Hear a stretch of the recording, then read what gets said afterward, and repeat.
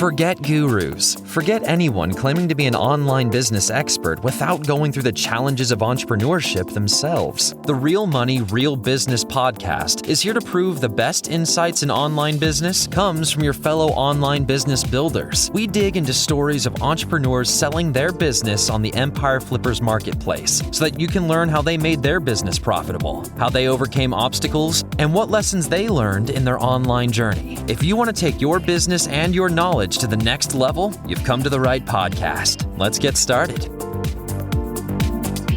Hey everyone, welcome to another episode of the Real Money, Real Business podcast. We record these interviews so that potential buyers can learn more about the business and the seller to help them make an informed buying decision.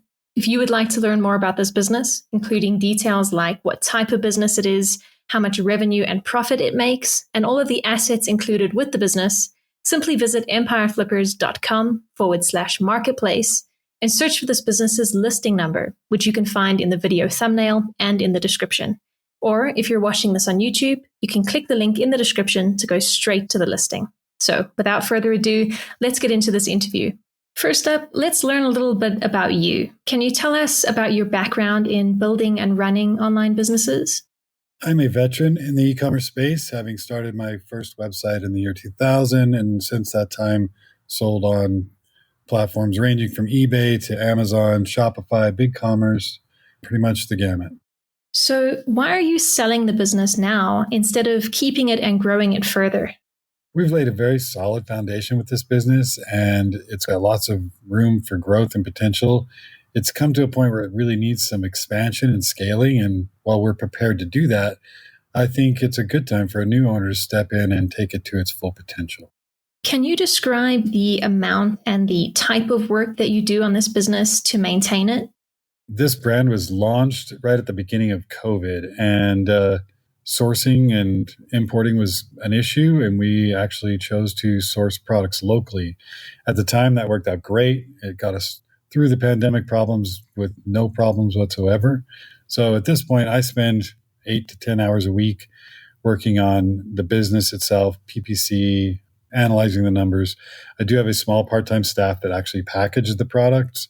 It's probably time to go ahead and start importing this from overseas, and I think profit margins could be increased greatly. So if you were to keep this business, what are some of the ways you would try to grow it? If we were to keep the business, we would work with the solid foundation that we've created.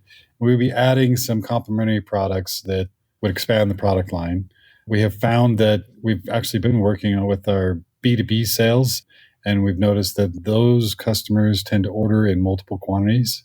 And we really haven't spent a lot of time looking for and incentivizing the B2B buyers. And that's been, so far, the very short amount of time we're working on, been very successful. We would likely be adding some video content to show customers more precisely what they can do with our product, what it's about, what it's like, optimize the listing so that there's less confusion. We would also be likely sourcing this product overseas to increase our profit margins and better handle some of the logistics.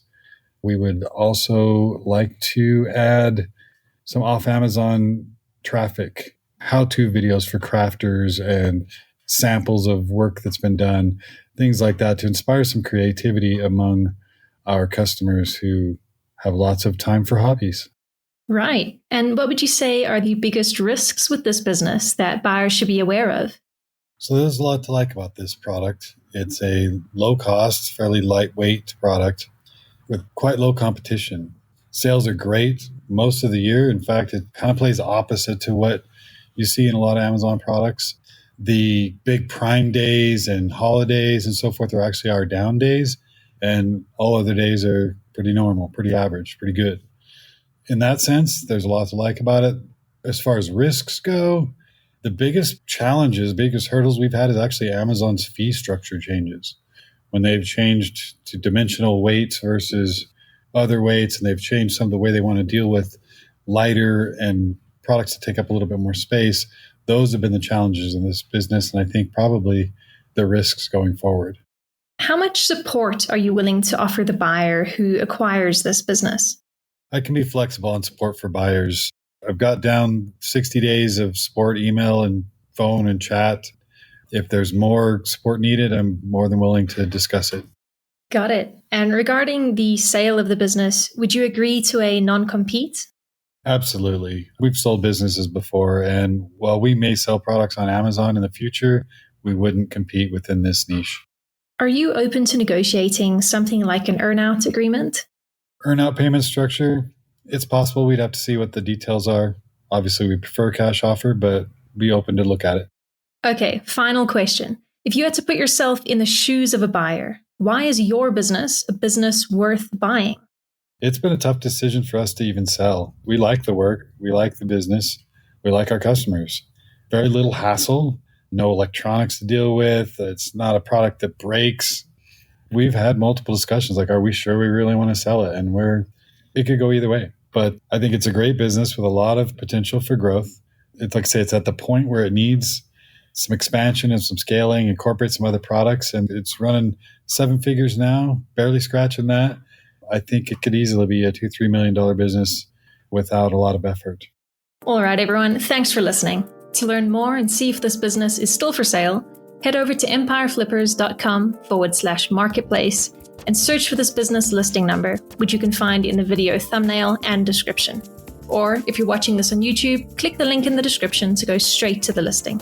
Once you've unlocked this listing, you'll find everything you need to know about this business. So, thanks for joining us. See you next time.